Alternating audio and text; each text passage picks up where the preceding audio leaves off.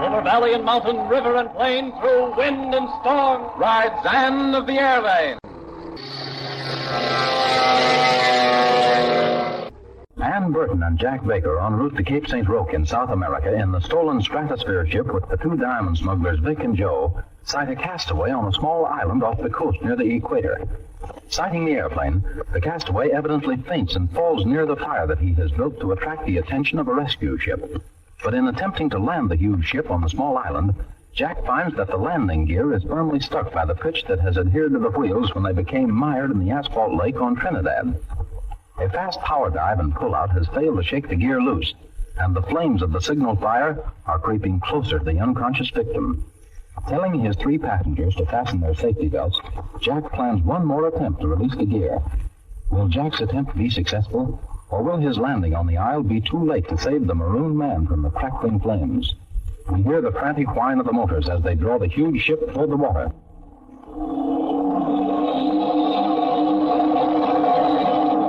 What are you trying to do now, Baker? Crack this ship up? Never mind, Morgan. Nothing will happen if this works. Gee, it looks like we're going into a loop. That's exactly what we're going to do, Joe. At least part of a loop. A fine time you picked to pull stunts of a ship like this. Tell the cut it off and leave that guy down there. Somebody will pick him up. You think before those flames get to him? Better take another look, Morgan. I wonder how close they are. Jack, where's the island? I can't see anything down there but the sky. She's right. Hey, It's all right, Ann. Just look up. You'll probably see the ocean and the island, too. Oh, but Jack, why, at least it looks like it's up. What's the idea, Baker? Turn the ship right side up. The blood's all rushing to my head. My ears are ringing already. You'll get used to it in a few minutes. I hate to have to do this, Dan, but it looks like it's our only chance to get that gear loose. Baker, if you don't mind, I'd like to know just what's the idea of flying upside down like this. Just so you can get a better look at Robinson Crusoe down there. That sun is blistering my face. That's exactly the idea, Morgan. Asphalt has the happy faculty of getting very soft and heat.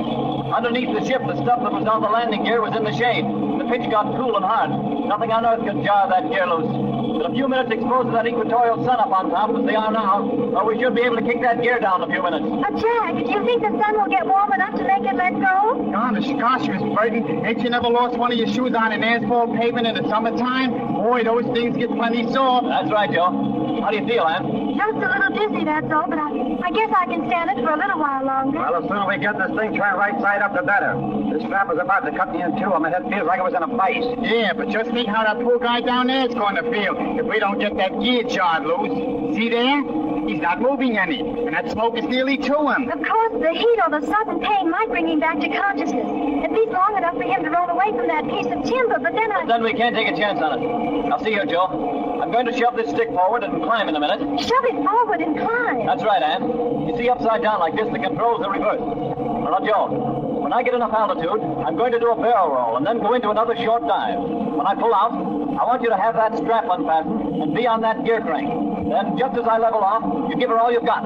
You mean like we tried before? That's it. We'll make centrifugal force help with this thing. If that asphalt is soft enough, that gear should go down this time. Now, you got that? I got it, Jack. Let's try and get it over with. My head feels like a balloon. We won't have to go up very far. I'll keep the ship reversed so we can have the benefit of the sun on that gear. But you'll have to hurry, Jack. From here, it seems the flames are almost reaching that poor fellow. Well, this ought to be it. Here we go. Be ready to let go that strap and grab that gear crank. Got it, Jack? Ready? Now, all you got, Joe. Jack, it seems like it's going to... It did.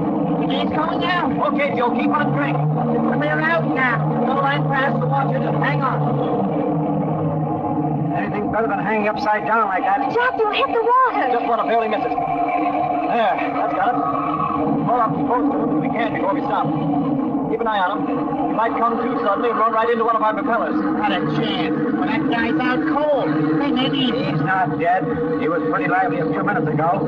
He'd been all right if we left him alone. We don't do things like that, Morgan, even in the smuggling game. How's that, Ann? Close enough? I think so. Okay. Joe, you jump out there and pull him away from that fire. Okay, Jack. I'll go too, Jack. Maybe there's something I can do to help. I wouldn't be surprised, Ann. Your training as a nurse is going to come in handy right now. Go ahead. We'll be right after you. Well, Baker, I suppose that is your good little deed for the day, huh? We might as well be running a local freight that stops at all stations. The way you land every time you take an ocean. Morgan, let's get this thing settled right here. You made me a deal to come into this business as a pilot. Yeah. But I didn't say anything about you running the works. What are you trying to do? Call for time or something? Since we left Florida, we've made 2 stops, and both of them were plenty important. Okay. The one in Trinidad we made because your girlfriend dropped her powder box and we thought it was a fire. You mean you thought it was a fire, remember? Okay, so I thought it was. Well, that was all right. That stop was important. But this one, I was taking a swell chance of cracking up just because some guy we don't know anything about is all by himself on this island. Which is just as imperative. That man is in need of help. From here, there isn't a bit of land in sight anywhere. And for all we know, he might have been there for weeks. So I landed. After I said not to. Baker, after this, when I tell you not to land this ship, you're not to land. You get that? Listen, just as long as we're on the ground, Morgan, you can run the show. But once we climb into the ship, I'm the pilot, and I'll handle it as I see fit. And maybe the doc will have something to say about that. He's the one that gives the orders, you know. I think that even the doc will agree with me. He can give the orders where he wants me to fly, but it's up to me to say what goes on aboard this ship while we're flying there. Now, let's see how Ann and Joe are making out with our friend out there. They're working on him, it looks like. Ann took that emergency kit. Guess they must be trying to bring him, too. Yeah, Ann is holding the smelling salts up to his nose. Smelling salts? Looks like a handkerchief to me. Just another point you seem to be a little hazy on, Morgan. She's probably broken an amyl nitrate ampule in that handkerchief. If that doesn't bring him out of it... Let's get back to the subject. Suppose I don't like the way you handle this ship. That, my friend, is entirely up to you. But you must remember this. You asked me into this smuggling deal. You made the entire proposition.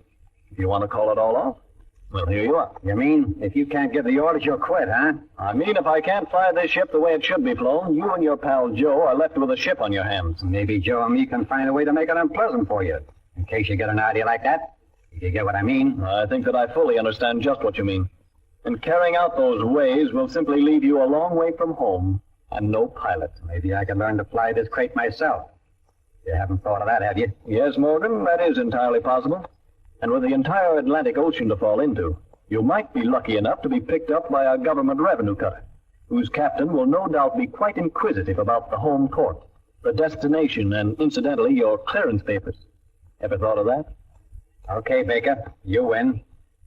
That is until we get to St. Roque. It might be that we could change pilots there. Morgan, the pilots that can handle a ship like this can be counted on the fingers of one hand. And Uncle Sam knows every one of them. Sending for anyone like that would be giving your name and address to the Treasury Department. So we might just as well get together now. I fly this ship for your outfit on the basis we mapped out. You and Joe are the hired hands as long as we're in the air. Is that clear? Okay, that'll do for now. But maybe it'll change after a while. But what about Gorgeous? I suppose you're going to kick about sending her home in a tramp steamer. Nope, there'll be no kick on that score, Morgan. I have no desire to take along any extra weight crossing the Atlantic. And Africa is hardly the place for a girl. And about her sending a message. Well, a message like that wouldn't do me any good either, would it? I guess not. I'm glad we're together on that. Okay, you run the show in the air. I'll hand it on the ground. Maybe that's the best way anyway. I thought you'd get the idea, Morgan. Sure, Baker. I'm not so dumb. It might be that we make a pretty good combination at that. So there's no use quarreling over who's going to run the thing. And who knows? Maybe after a while. Well, we're not saying anything to Joe about this, see? But maybe we can work things out so the doc won't get such a big cut. After all, we're doing all the work and taking all the risks. Now, I think I see what you mean. We might remember that, as you say, all the doc has to do is to sit back in Springfield and run his sanitarium while we have to... Run his what? Who said anything about a sanitarium? What do you mean? I thought you meant Doc Tyler. That's the doc, isn't it? I get it. Now, look here, Baker. It's one thing for us to get together on some sort of a working basis, and it's quite another for you to get snoopy, see? So suppose you don't worry your head about the doc. You'll find out plenty soon enough. Okay, Morgan. I was just thinking, that's all.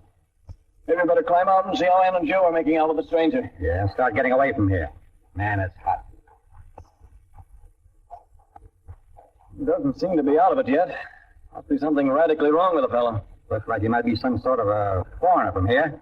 How's he doing, Joe? He seems to be coming out of it a little. He'll be all right in a little while. He doesn't seem to be injured. If we could just get him into some shade. This sun is terribly hot. We could carry him over onto the wing of the ship.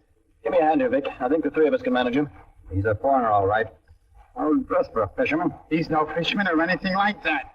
You can tell by looking at him. All right, let's carry him over there to the ship. You get my jacket out of the cabin, will you, Ann? Right. You can make a pillow for his head. Now, steady, fellas. Don't want to hurt him. How about this, Jack? This ought to be all right. That jacket under his head. That's it, Ann. Oh, easy. There. Oh, What seems to ail him, Ann? Heat, I think, and probably thirst. I'll give him another whiff of this amyl nitrate. There. Seems to be coming out of it. He opened his eyes. Steady, old boy. You'll be all right. Steady now. What's he saying? He wants water.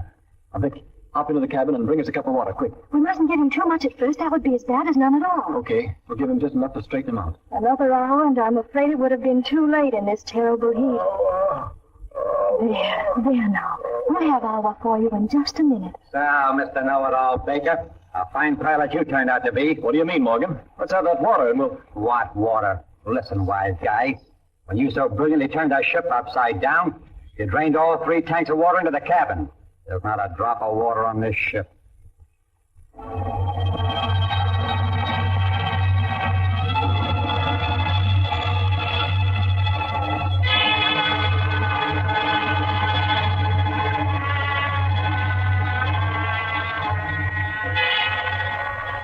A stranger dying of thirst, and not a drop of water aboard the plane. Surely our friends will not attempt to allay his thirst with seawater, whose deadly content of salt has spelled doom for so many thirst-crazed victims. But the life of the marooned stranger hangs by but a slender thread, and every minute is precious. Can they find the few drops of the life-giving fluid in time, or has their gallant effort to save his life been in vain? For the answer, we must wait until the next thrill-laden episode of Anne of the Airlanes.